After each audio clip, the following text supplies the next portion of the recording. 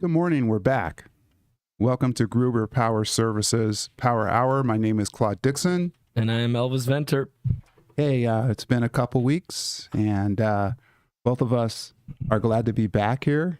And we're going to update you on what our whereabouts were last Friday and why there was no podcast, but we'll get into that a little bit later. First, we just wanted to thank our viewers again. We're at 721 subscribers on YouTube.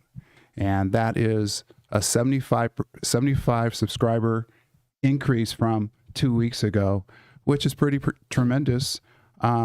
We do have a challenge that we're trying to meet by the end of the month, by the 27th of October, and 1,000 subscribers. So we're about 279 short. Get into that a little bit later too. So Elvis, wow, our hike was phenomenal, wasn't it?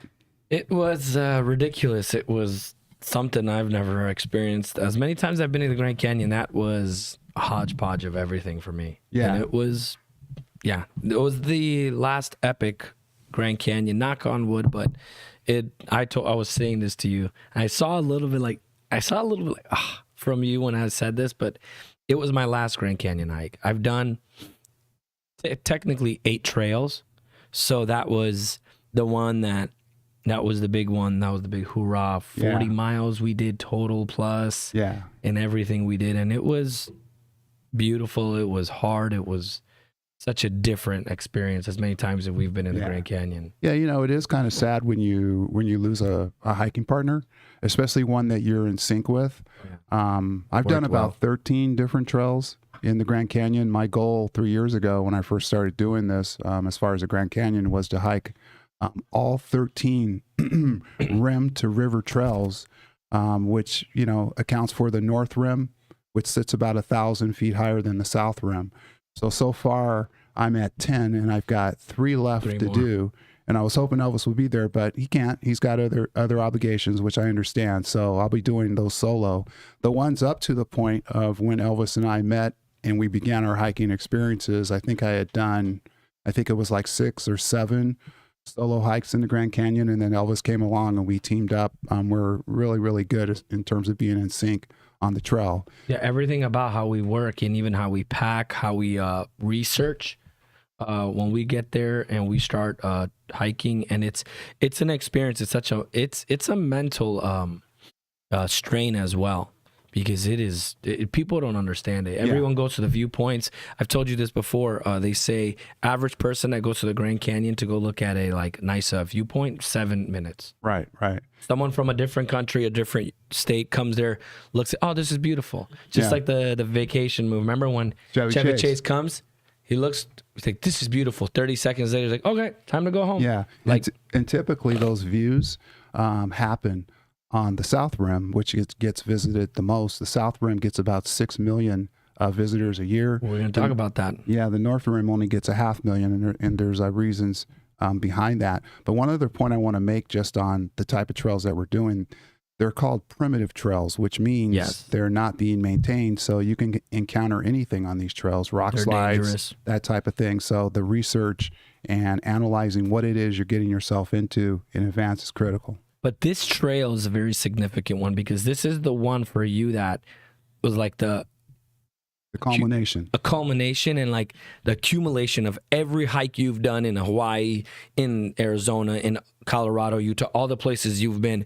This is the one that's like you train for. Yes. This is the marathon hike. And I've been working on it for about a year, 2 years. And when you brought this one, we've had people that we introduced it to, and they're like, yeah, we're not going. Right. But me and you, knock on, pun intended, we stood the path, we stood on the trail, and we're like, we're going to work on this. And it was every set of skill that we've come across where first time I met you and the first hike you did with me, you've never camped one day in your life. Right. And now I can, pass on the baton and say, I'm super proud of you that you're a very good camper. Yeah, you taught me all those skills. I never camped anywhere in my life. Actually, I take that back. In the 6th grade, we did my class did something at Camp Seymour in Washington.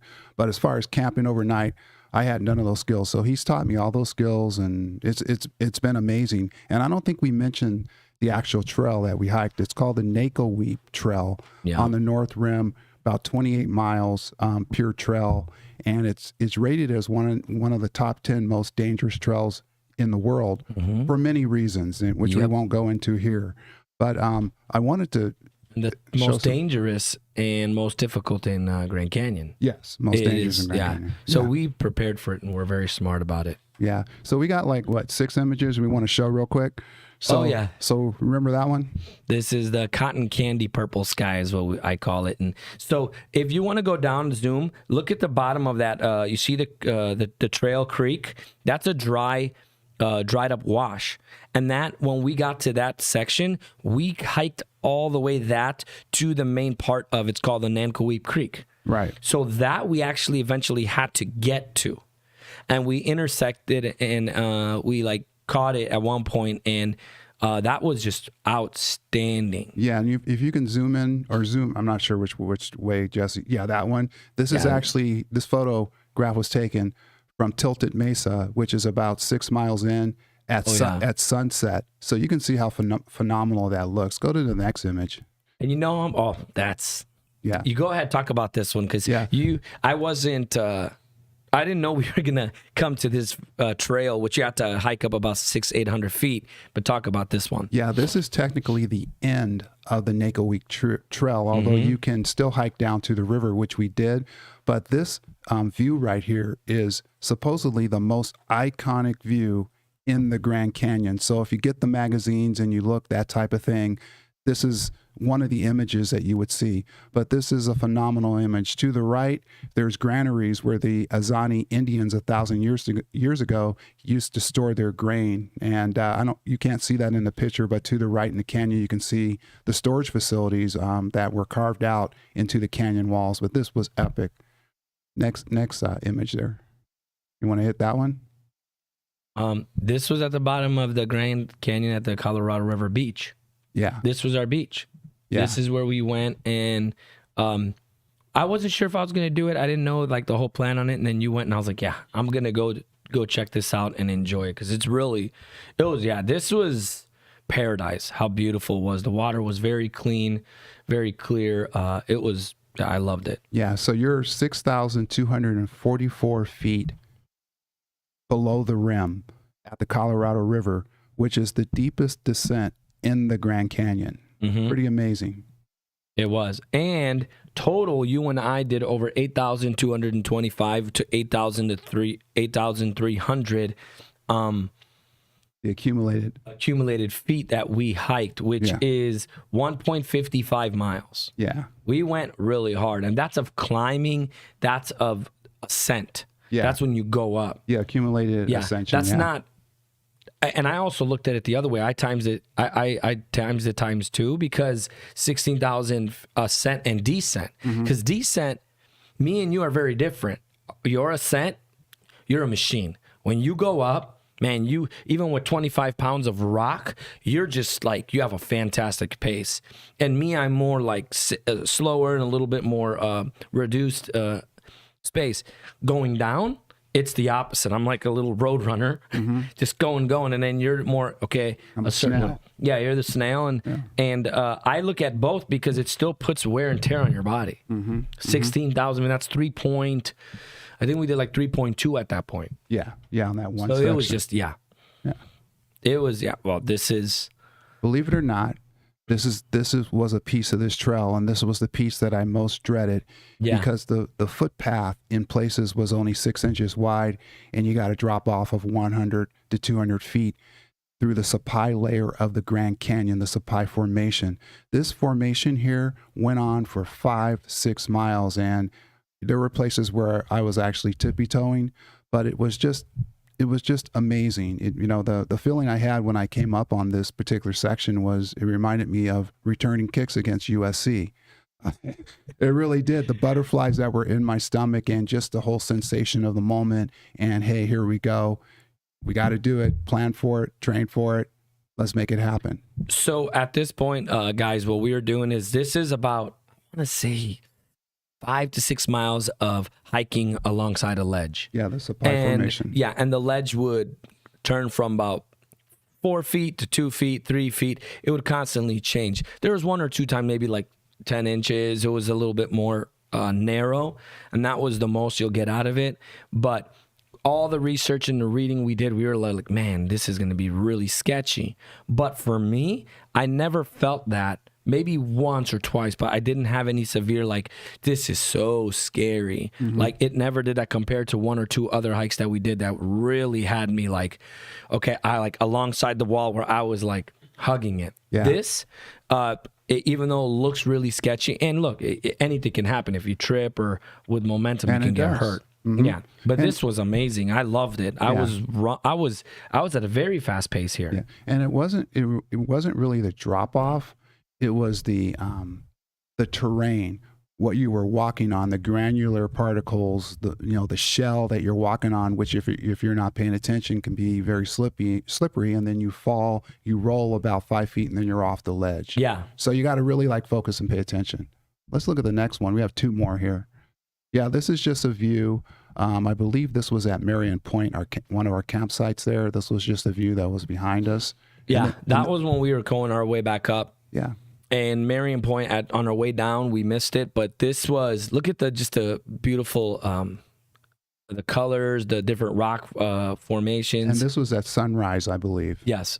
Sun was coming up. And it's great to see. A lot of people don't know that Grand Canyon's ecosystem is ridiculous. We were at one point, I felt like we were on a different planet because everything was volcanic, black rock. I felt like we were in a different planet. Yeah, Remember we were talking about it? Yeah, you just came around a corner on the trail, and just really a 180-degree change of the landscape. It was like, where are we? I felt like we were in a movie set or something just like cosmic. It was outstanding.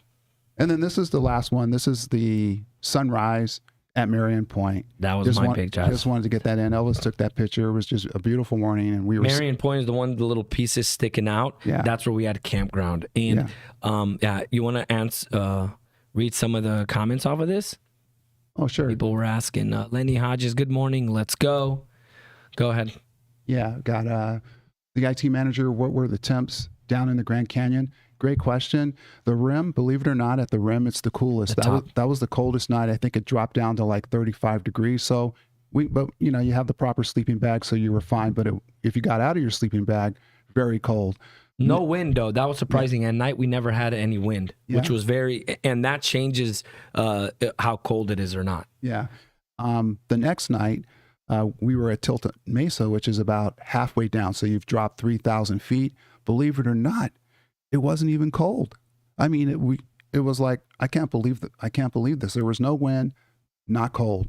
And then, of course, going down to the river, which is at the bottom of the Grand Canyon, it was like just perfect down there. 45 at night. It was so beautiful. Yeah. You didn't have to like snuggle up with like just, in a ball. Like it was, I loved the last 2 nights. And even when we came back up on Marion Point, it wasn't cold at all. Yeah. And you're talking the North Rim. Yeah. And you're talking October, and you have those kind of temperatures. And it'll start snowing in the next week or 2. They're going to start getting snow and rain. It's going to start getting frigid and cold.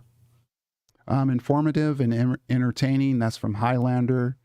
Podcast from the Canyon Next. That's EV Fan. Banana Man, born and raised in AZ, never been to the GC. Highlander, my family has been camping in Michigan on all of the Great Lakes since we were born. We love it. We're just water people. Highlander, kindness is always free. Thanks for always tuning in. All my respect to the team. That's a lot of hard work, but very rewarding. Yeah, it was. It was a culmination of so many years of working at this and knowing what you're getting into, having the proper equipment. As much as we talk about PPE and all this stuff, it's the same concept. Really? When you're hiking, when you're going somewhere, it's like, are you going to have the proper equipment, everything that can help you work with it? Like you had this little gas fire thing that we would warm up the water for our coffees. Well, at one point my my lighter wasn't working, so I used that to start. Like there's so many ways. Just if you're informed and you do your research and you study, it'll work really well. Right. I can't read Davion Mashida. Yeah. Okay. I joined just now. Can anyone tell me what's happening?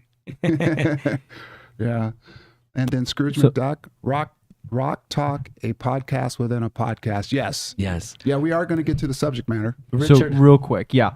So for our viewer on Instagram, you cannot see the images that are behind our hosts. So if you go to YouTube and look up Gruber Power Services, you'll be able to join the live and see what's actually going on.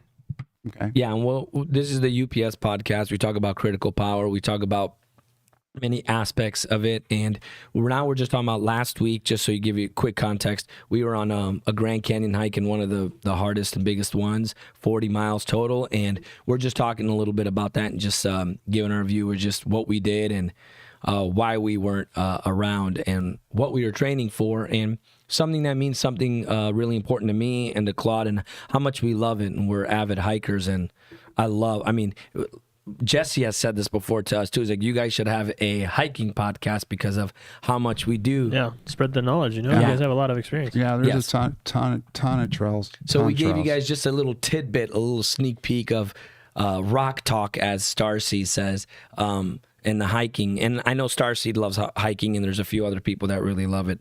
I lived in Chicago, Illinois. There's not too many hiking spots, right, Cass? Not around Chicago and all that. So coming here, it was just like, yes. Yeah. And I've been into it ever since. All right, you ready to move on? Let's jump into it. Please. Yeah. So the Halloween raffle, I talked about that earlier. Our goal with YouTube subscriptions is to get to 1,000 between now and October 27th, which Correct. happens to be a Friday. So that podcast. So we're about 279 viewers short, subscriptions short. So we got a lot of work to do in the next 2 weeks if we're going to get to 1,000. We have some ideas here internally, but any help that our viewers can provide with their own networks. Everybody has a network, right? You have friends, you have colleagues. Everyone has their own network, and Right. you have people there.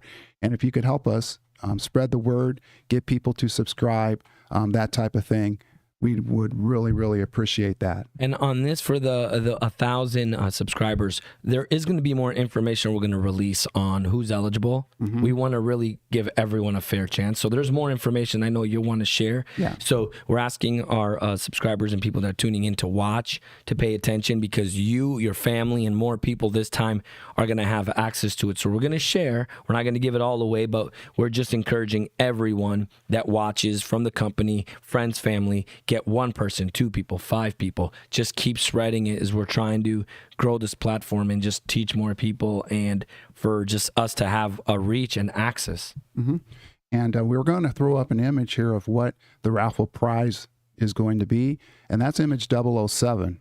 So Jesse, if you could throw that up there real quick, just to remind everybody that we're going to be raffling off on the 27th. If you are watching, that's a key. If you're watching, if tuning you're in. watching the podcast on the 27th, we're going to be raffling off a flat screen TV. 30-inch, 20-inch? I'm gonna keep that. Ooh. I'll let you know what that is. Eventually. But you're a giver, so Yeah. Claude doesn't go, this is not going to be as big as my laptop. It's going to be way better. Yes. So, but it's if you're tuning in on the 27th, because we have to get your information. Yes, sir. Elvis is going to put your information in a bowl or a bag or something, shake it up, and then at the end of the show, we pull the name out, and then that person is the winner. Correct. Whoever is viewing on that day.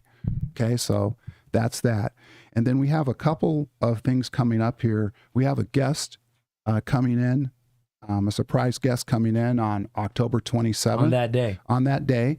And really cool guest. He's going to come in here, and one of the individuals, I'm not going to tell you what his name is yet, but going to come in here because he was one of the key individuals that helped us get up and running on the outside, believe it or not. He's a first timer on the show when he shows up. Very excited to meet him because I've talked to him once or twice through you, but I've never met him. So I'm super pumped to have him on the show. And he is external to the company, but gave us some really good insight and input on getting things up and running and getting subscribers and, doing things a different way. And several of the ideas that we've implemented actually have come from him. Love it. So I think that's a good thing. We want to bring him on and show our appreciation to him. And then on November 3rd, Justin Brownlow, who is one of our senior account managers, will be back on the podcast to finish off that whole service podcast that we were doing. He's really busy with site visits, so we were like unable to get him sooner. But his first availability is November 3rd, which is a Friday, so he'll be back on the set. He's a big deal at Gruber. Yeah. He's an important team member. Mm-hmm. He is. Coach Prime. He is. He's one of the he's one of the receivers. He is. He's a playmaker. He's a versatile playmaker. Yeah, he's definitely a playmaker for our company. Mm-hmm. Okay, so what is the subject matter today? Back on critical power. Well, the subject matter today is how long will a UPS last?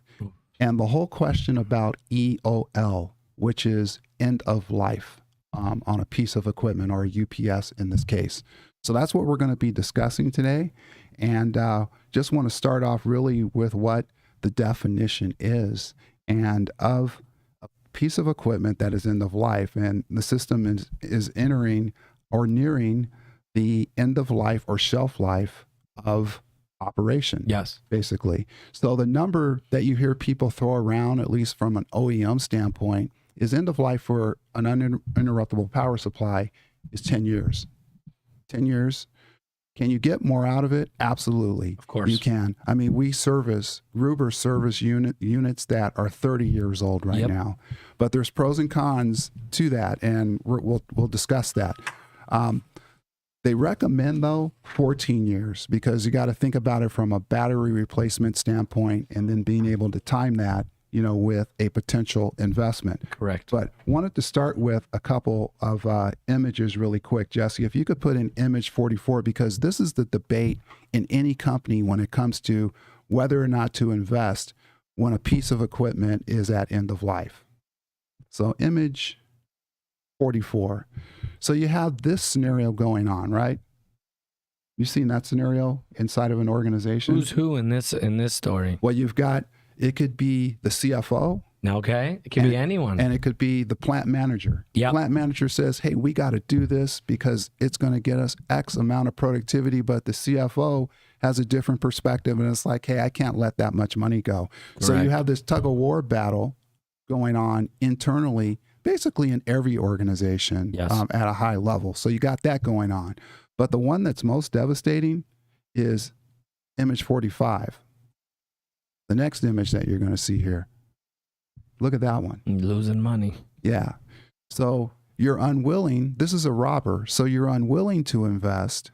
But meanwhile, due to that unwillingness, look at what you're doing. You're just you're losing money. And the way I likened this to critical power is energy savings. Yep. So you have a UPS is 30 years old, right? Yeah, I don't want to change it. I've had so many scenarios that sometimes just like customers so not willing to look at it from a logical and budget like sound approach. And it's frustrating because I probably get these once a week. A customer calls me and says, hey, can you give me a quote on these battery modules? Sure. And I get it. That's how much it is. It's like your unit is this many years old. You haven't taken care of it. The batteries need to be replaced, or the power modules need to be replaced. Oh, forget it. I'll just get the batteries from the inside. Okay. I have that right now. I quoted, if you don't mind, I quoted for a Liebert APS, and I gave them the quote, and it's these, you can't find these right now. And they're $2,500 a piece. And I gave them a great deal. You know what the customer says? My vendor says that the customer said, oh, he just wants to not even get the battery modules, just the batteries inside. So again, it's leaking that photo with the losing money. They're not going to change the whole battery module. They're going to try to save the chassis, which is not smart because they have physical damage, they have erosion. There's so many different things to it. And they're going to keep that. And maybe there's problems with the connections, with screws, with many, and they're going to keep that, and they're just going to buy batteries, and now they're just going to do that. And they think they're getting away with something, but they're actually putting their unit at risk. Right. It's very dangerous, and you may feel that you've won. Everyone feels great when they think they got the best deal ever. And I used to always say this to my father, and I'm going to be very straight. I told my dad, if you're going to cut corners, you're going to feel it in your pocket 2-3 years down the road. Stop cutting corners in whatever you're doing, because it is going to come back and you're going to have to pay double, triple. And that's what people do. And you know why this scenario right here is prevalent is because you can't feel it. It's hidden. You can't. You can't there's not a lot of people that go look at the energy bill, No. and compare it to, well, what was our energy bill 2 years ago?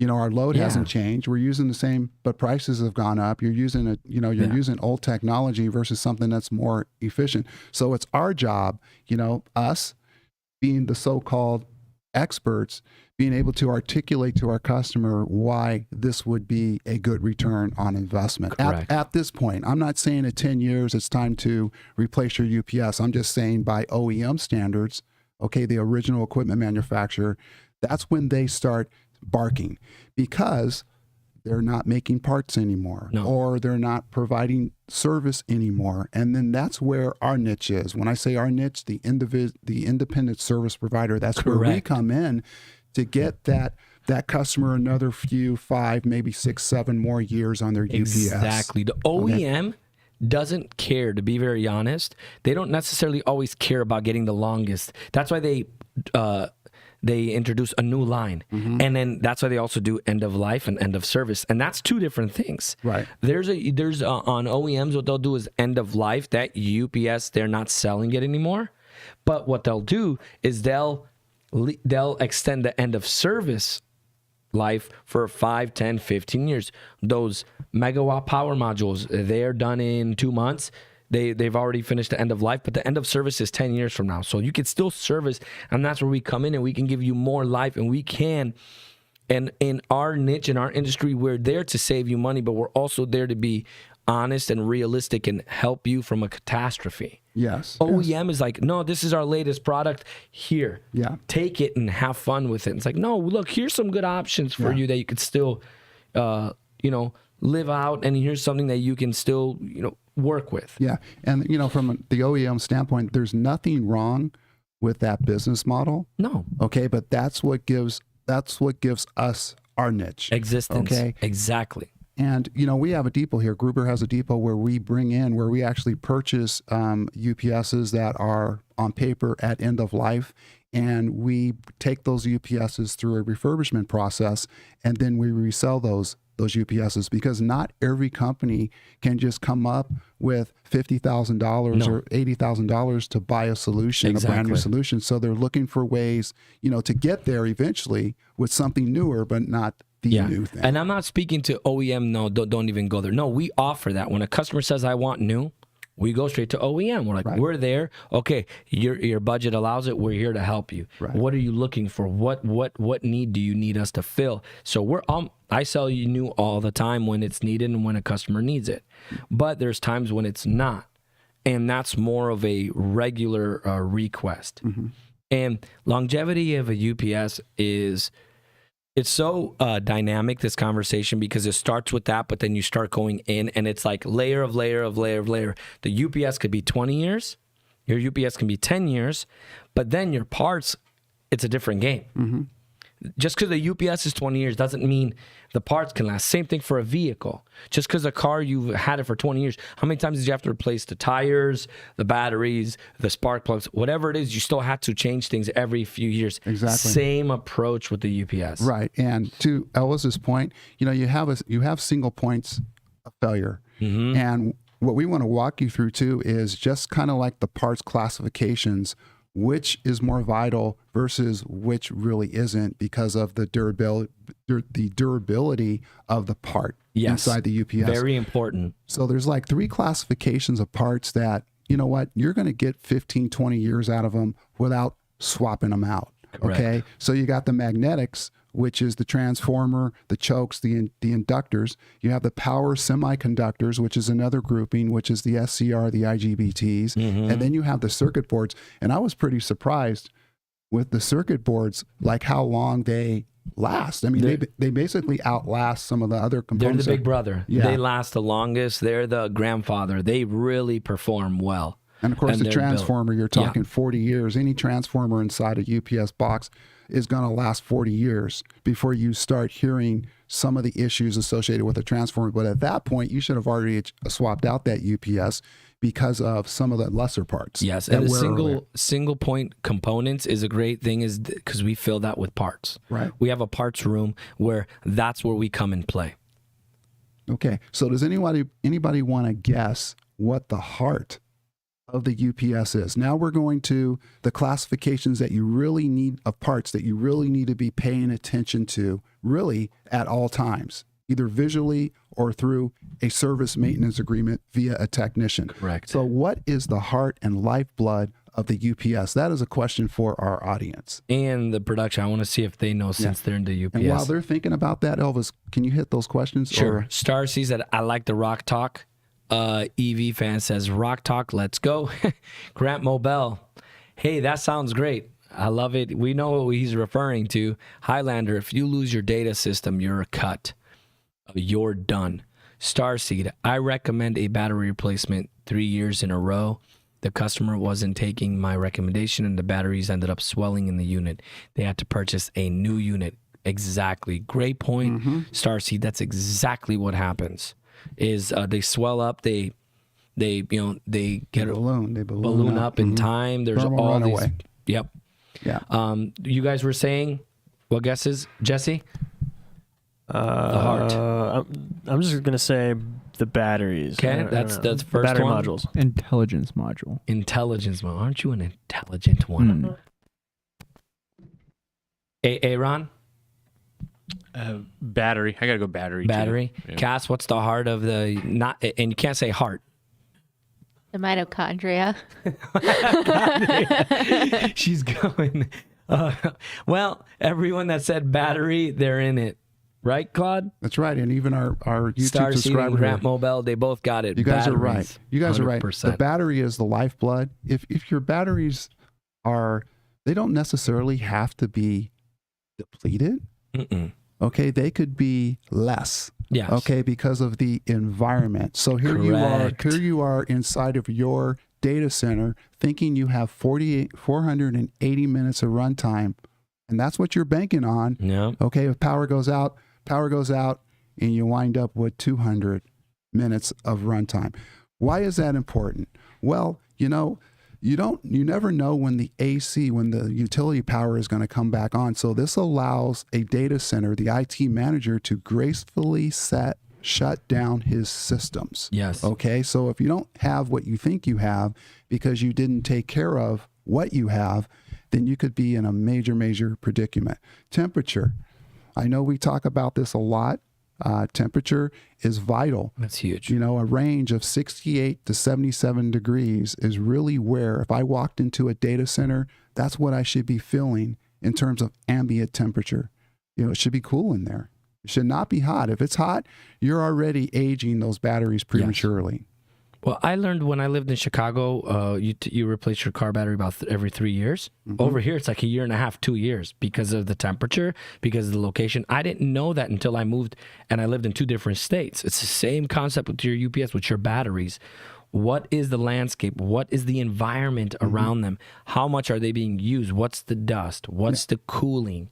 What's the environment? It's so important. People don't know that. And even the source power, because another thing Yes.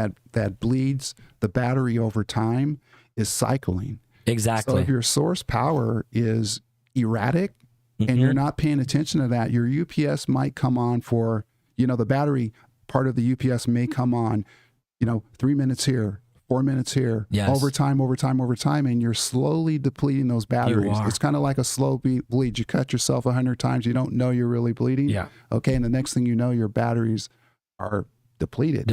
Yeah. You can have let's say, your lifespan for battery is 3 years. But if you have 10 outages compared to 5, well, the 10 outages is what's depleting your battery more Yes. than the 5. So you have a 3 year, the clock starts. And let's say, and we always recommend, today I talked to a customer who's loading power modules. First thing I said, hey, when did you change your battery modules? Man, I got to get on those. I said, yeah, let's get on it today.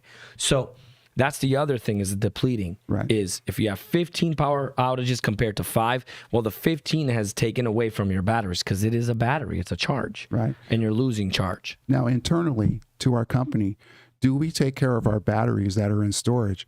We absolutely do. Oh, yeah. We have a really, really nice battery storage warehouse that's kept at that temperature range between 68 and 77, where we maintain that temperature. The batteries are top charged before they leave here to make sure that they're where they need to be in terms of voltage, ohms, the Midtronic value that we track before they actually go to the customer site.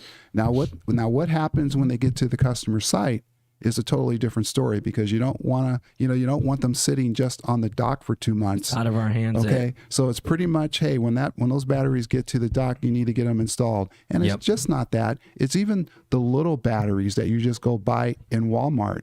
You store those batteries in your garage, they're not going to work very long when you plug them in. The same concept. In fact, they might even be swollen in the environment that we have here in Arizona just due to the heat. So batteries, very, very, very important. We also recommend to help take care of those batteries is a technician. Yes. Some sort of service maintenance agreement. We're talking back on data centers now, industrial, where a End user technician. customers that has a UPS. Yeah. You need someone to come check your unit. You want to make sure she's purring. She's ready to go when you call her off the bench. Mm-hmm. Same concept. Now here's another. So we talked about batteries a little bit. So now we're gonna transition to fans. How vital fans is. This guy here is an expert in selling fans. So I have a couple of images here. Image 31 and 32. We just want to show you what I'm the expert. You All are. right, I love it. Yeah, I I'm a wanna fan show of you. fans. Yeah. So what UPS did these come out of? Do you know? I don't know. I just took a couple pictures. This might be the APC. Okay. So you can see that right there. It looks like an EBM. Yeah. Pabst.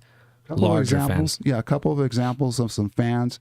Image 32. There's a few more examples of what fans look like. So here we have a few. So the top APCs are for the in-row coolers or the crack units. Mm-hmm. Those are really, I sold one. Those are really cool fans, and even the way they're manufactured and made. Now the bottom ones, we're looking at a Cooltron and we're looking at a Nidec. The bottom left Cooltron can go to an APC, and Eaton and Liebert is what I see them more in, and the Nidecs I see in the same, but I see them in APC a little bit more on the Nidec side. But these are the larger ones. These are not for your power modules. This is for the UPS. They're in your assemblies and your trays. Right.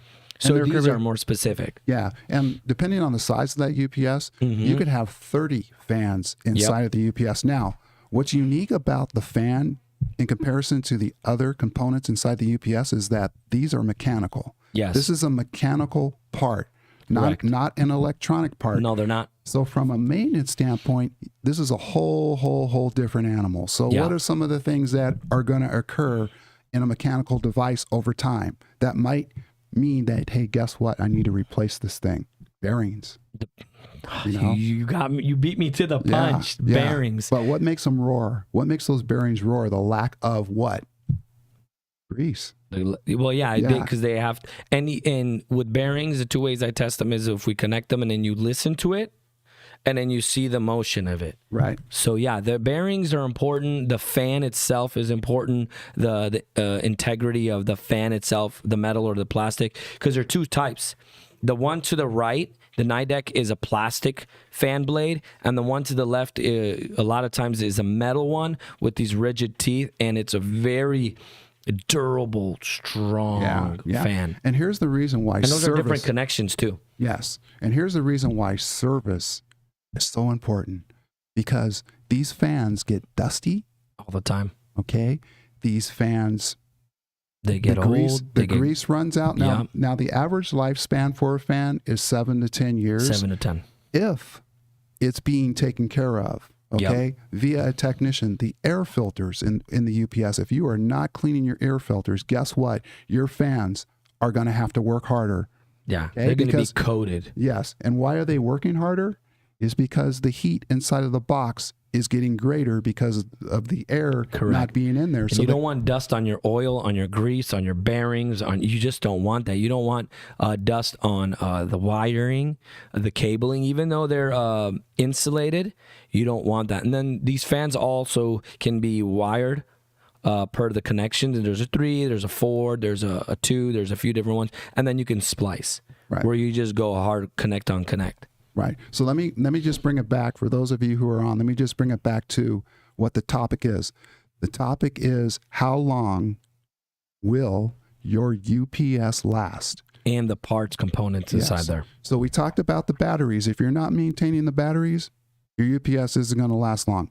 If you're not maintaining those fans, your UPS isn't going to last long because of the reasons that we just stated, the heat, Correct. that type of thing, working harder. Your components are going to wear faster. So this is a vital part.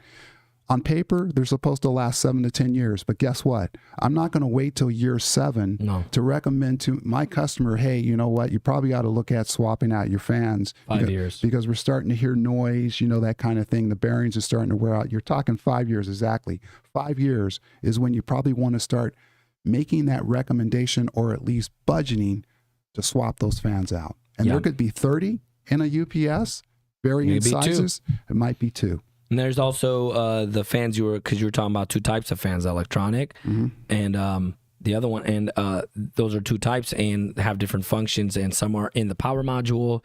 There's different. And then there's actually huge fans. Even on our shorts, I've shown a few. The blowers and the fans are massive. So those are very important. And those are usually for the larger KVA and they sit on top of the unit on the top because I've had to take them off before. So that's like the next level because there's even levels of fans, how big they are, the small, the usage, what they're needed for. And you were saying 5 years, I say for the fans. 3 years, we always say that's our for batteries. Right. 3 years, you have to really start taking it serious and you have to look at it. Yeah. Now here's another unique thing about the electronics in the UPS itself. Now, besides the visual and using your senses basically to tell whether or not the fan is bad, there's also alarms and alerts that pop up on the UPS, something not to be ignored. And these alarms and alerts, let me not alarms, let me use alerts, pop up as a proactive measure. Yeah. Okay, so I don't want to scare anyone saying, oh man, I got an alert on my, it's not like that.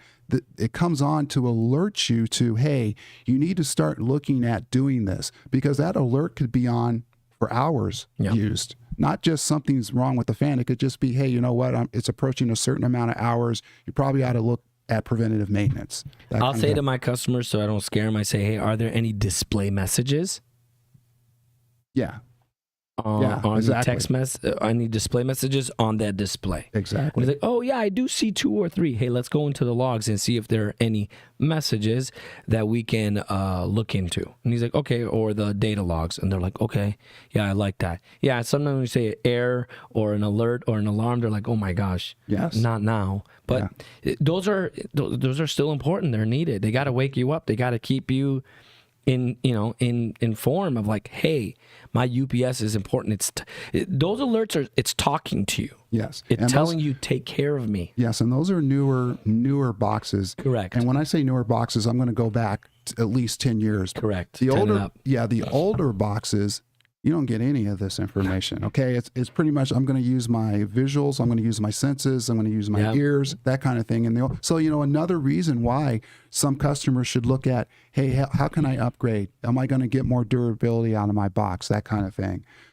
The last grouping of basic components is the capacitor.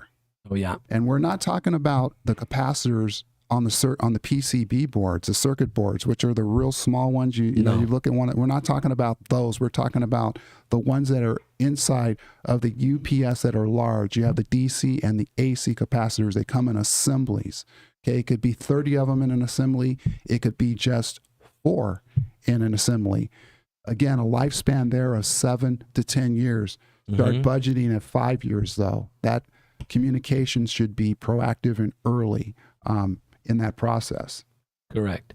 So let's say we had a couple other questions on fans. I was going to jump on that. Highlander, Grant Mobile, he gave the answer of battery. Highlander says, when I worked at Cleveland Cliffs, a $20 billion company, our data backed up. Cooling was a fan. Are you kidding me? A shop floor fan, not a cooling fan. Just a shop floor fan, not an air conditioner. Yeah, that's poor planning. Can I address that one? Please.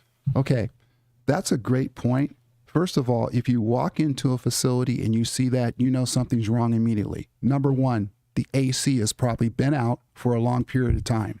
Okay, that's the reason why they're trying to cool the box. But from a technician standpoint, when we walk into a scenario like that, we will ask the customer, hey, do you have a standing fan? So we can open the door to the box and allow that air circulation to occur. So I don't know quite what the scenario was with that, Highlander, but I get your point on the $20 billion company. It's like, come on, you're making that kind of money, $20 billion, and you can't keep your facility up.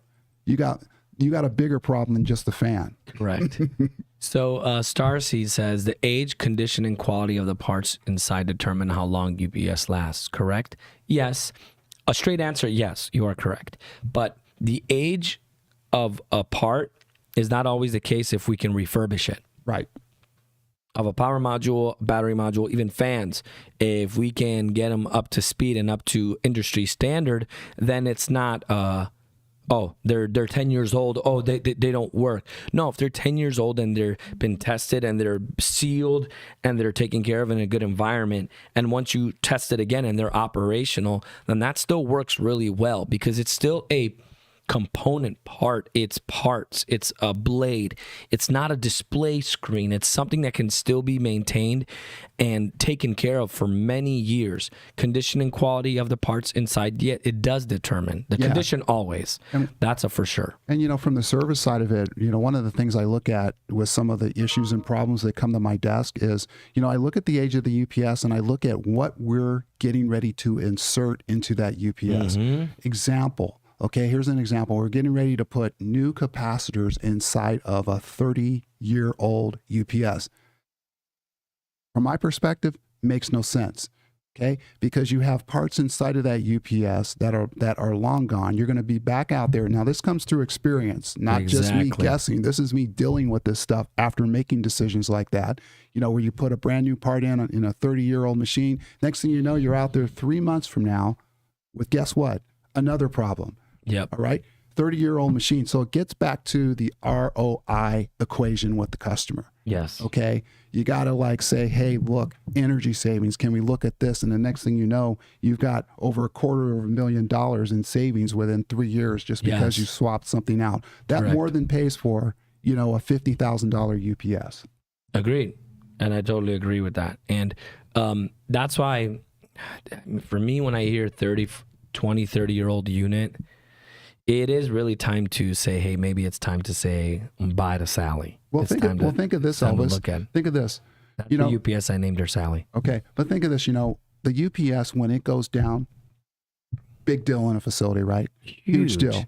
Now you got to take 5, 6, 7 days. Yep. Find a part and a solution. Okay, and a solution, right? So it gets me. It gets me. And I'm saying that we're really, our company is really good at finding things. Of course. But what we're finding also is if you're dealing with a 30-year-old box, it takes longer. That's just how it is. It does versus a 15-year-old box. I had a customer ask me for a part, and I was like, "Oh my gosh, this guy's asking me to find it." I felt like I was an investigator, and I couldn't locate it. You are. I am, and I love it. But he was asking me for a specific brand that is so hard to come by. An old one that they used to ask for back in the day. Now they don't have it anymore, or it's like an old manufacturer. And in my mind, I'm like, and I actually said it to him, why do you still have that unit? Why are you still with, and we're here and we'll service it and we'll take care of you, but why are you carrying a unit that doesn't even exist in the UPS game and you can do something? So I'm all for finding them, but there's some chloride. Yeah. I used to be tough one. Yeah, they don't exist anymore. Not even in at one point they're completely extinct. Yeah. So someone asked me for a chloride, and I said, yeah, dude, the only thing I know about chloride is it's a chemical to clean your clothes, nothing else. You can't anymore. So customers have to understand when you're looking at a 20, 30-year UPS, it's really time to look at, okay, break it down of, okay, I have 5 years left on this UPS, and it'll cost me XXX, or time to go with this UPS, it'll cost me this, but it'll give me this much time and it saves me. Well, here's the thing too, they're actually making new UPSs cheaper. Yes. Okay, and way cheaper. And here's the other thing too: is the timing is everything, especially when you get to the 14 and 15-year-old Yes. window. Because what's happening during that 15 years?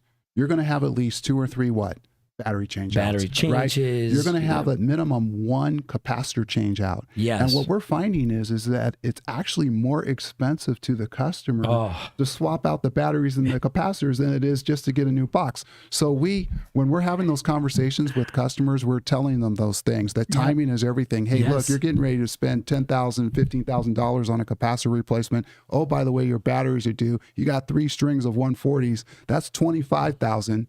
Why don't you just go ahead and just buy yourself a... I talked to customers where they said, hey, I need this part number.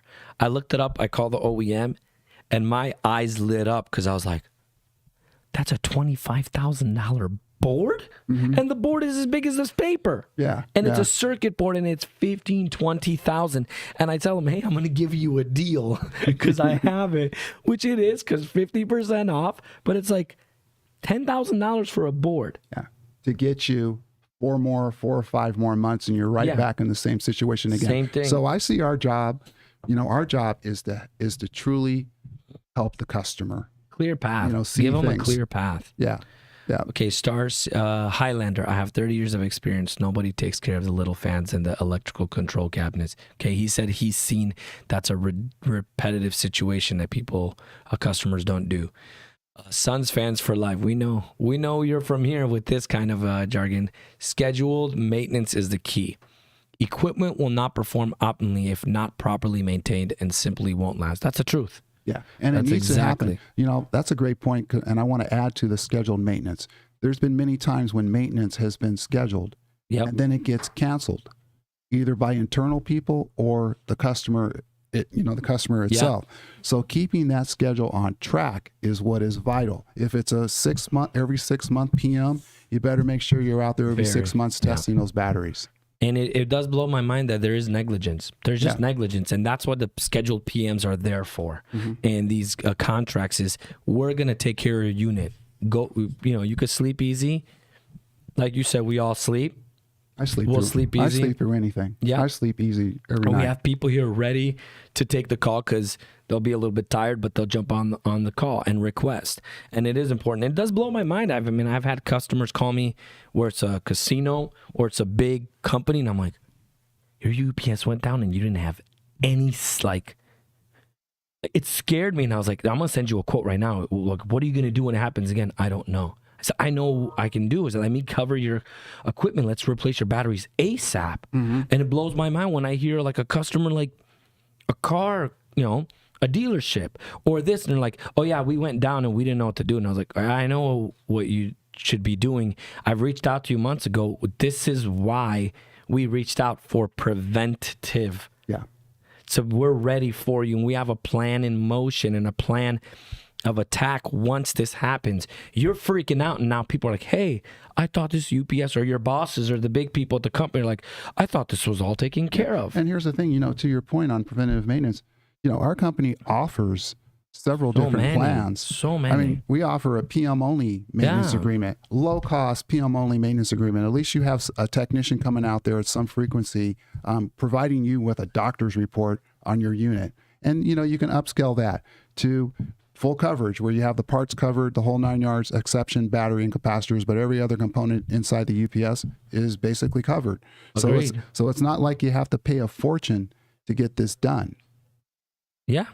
Okay, we have another question being typed here.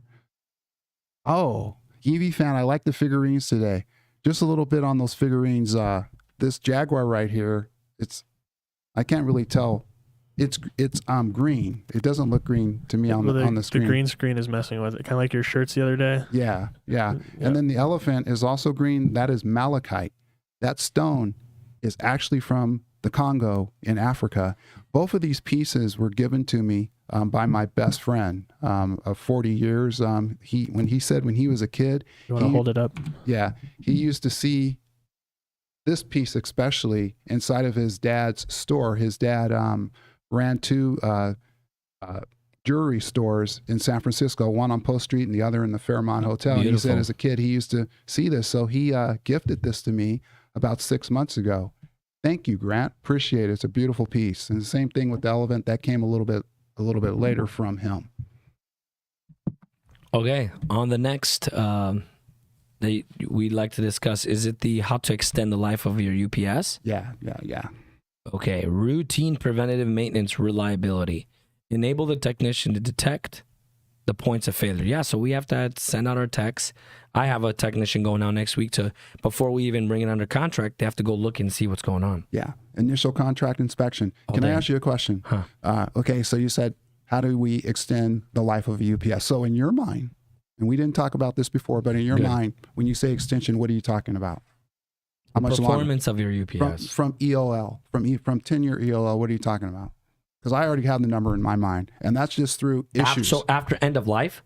Yes, 10 years. Oh, by OEM standards, end of life is 10 years for their reasons, not ours. So after 10 years, the clock starts. I would say no more than 5 years. Okay. You're perfect. We never discussed this because this is the first. Yeah, and this is not guesswork on my point. This is just dealing with issue after issue after issue on this model, that model, this model, and you almost come to a point to where after 14 years you come to a point to where you know which one, and you see why. Yeah, you know which one you can proactively offer a machine replacement on because you've seen so many issues with it. Yeah. And it goes into that too. I say it's also depending which UPS. Yeah. Eaton, Liebert, it's time. I would say 15 years. I know you want 20, 30, but 15 years, let's time to go. APC, the only time I would go longer than 15 years for APC is the integrity of the chassis. Well, the thing is, what you're saying is great, but really it gets back to the ROI again. Yeah. What kind of other savings are you going to get? Correct. We didn't even talk about footprint. So you have this monster UPS inside of your facility with 4 giant battery cabinets taking up all this space. Okay. Yeah. Now they can change that. Yeah. No econ mode. No. It's legacy. No econ. Legacy. Correct. So the software is all different. It gives you no information off the display. So there's a whole bunch of different ways that you can talk. And that's why I'm more open to past 15 years if it's an APC, depending the case by case, because it's a chassis, it's a box. Yeah. And if that's in good standing integrity, the boards, everything, then it's just really just replacing battery modules and power modules and MIMs. Those are your main things. And then a static switch every few, that's more and you're building convenient. And you're it's something that you're building. And you can still go bigger or smaller if you have to change depending on your load. Exactly. So I'm more open to that. But still 15 years, it's really time to change it. Especially 15 years now, yes, I'm more open to that with LX and PXs. Now, if we're talking about the classic, change that tomorrow. If you have some older ones, like 30 years from now, and you've only had it for 10 years, the power rays, it's really time to change those. Yeah. I agree. All right, now preventative maintenance service calls. Yeah, that's a big one. Preventive maintenance service calls, big one right there. Yeah, it's important that you have someone come out and they check all the minute details that to someone like me or the next person would just oversee and not see that that's a detection. And that's why I do appreciate even here when we have an FE go out, they'll send us a field service report and they'll tell us what they saw. Mm-hmm. Especially the point you made earlier on the ICPM. We call it an ICPM, but it's an initial contract inspection. So what the technician does is he goes out the very first time he sees a unit. We basically do a doctor's report on it. We look at it from head to toe and give the customer all the information that we can give them. It's called an initial contract inspection on their piece of equipment. And then they can make the decision on what they want to do at that point. Yeah. And it's good to have that because some customers are like, just come and cover my unit. No, we have to come and see the health of your unit. Yeah. How is it operating? What is going on? We're not going to cover something if we know in a few weeks or a few months you haven't fixed the problem. Yeah, because it's all about uptime. It's all about uptime. Let's fix it so we can avoid this in the future. Okay, we've got a YouTuber, Highlander. As a former nuclear submariner, we had to do our PM, our lives dependent on it. I bet being underwater like that. You have to. Yeah. Okay. So great show, Elvis. I liked this today. It was fun. So let's get a couple of these did you knows in. All right. You go ahead. There's a list of 15. Okay. So And we're going to keep it what? We're going to keep it Grand Canyon we're keeping related. it Grand Canyon since we're still fresh on the hike. Yeah, let's get a few of those in real quick. My bones are not aching or sore, but I am still tired from 4 days of trekking and hiking and all that. It comes with a territory. So there's 277 miles long and 18 miles wide. At its widest point is the Grand Canyon. That's how long and wide it is. I mean, that's why it is the seventh wonder of the world. Yes. And people go there. Millions of people are just. The park is longer than Rhode Island at 1,034 square miles. So the Grand Canyon is bigger than in the state of Rhode than Island, the state of Rhode Island, which is a small state Yeah. reference, but it's the point of it. Yeah, it's the point of how grand the canyon is, pun intended. There's over 6 million visitors per year, making it the second most visited site ever. Okay, so here's a trivia question. So What's the the Grand first? Canyon is the second most visited national park in America. What's the first? So you guys chime in on that one. One that's unique to me is when you go to the Grand Canyon, you're actually looking up at the North Rim. You're on the South Rim and you're looking up at the North Rim. Okay, that's what most people see. It's about 1,300 feet higher than the South Rim. What was cool for us is being on the other side and looking down on the South Rim. I mean, what an amazing experience. We were trying to figure out what that is. It was just like, it was at our disposal. So it's the second most visited site, like park, national park, National or what? park in America. Oh, Grand Canyon. I was thinking Yosemite. What were you thinking, Aaron? I was thinking Yosemite too. Is that the one with Old Faithful? I believe No, that's Yellowstone. That's Yellowstone. Okay, Yellowstone. then I'm gonna go Yellowstone. I say Yellowstone. Okay, I'm going Yellowstone. You got to go further east. Is it the one with the presidents? No, that's Theodore Roosevelt. That was the first national park. Let's give this one Mount Rushmore. That's what I was thinking. Mount Rushmore. No, further east. Okay, I'll give you National a hint. park. I'll give you a hint. It's pretty much in the middle of the United States, dead center. State is. What? Everglades. That's southeast, way east. So it's in the middle of the United States, and it actually covers 3 states. It's in 3 states, this national park. Yellowstone. No, we said Yellowstone, not Is it- Yosemite. Cass, is it- what are you thinking? The Hoover Dam? Isn't that where all No, that's there's where we're 4 at. states? No, Oh. national park. National park.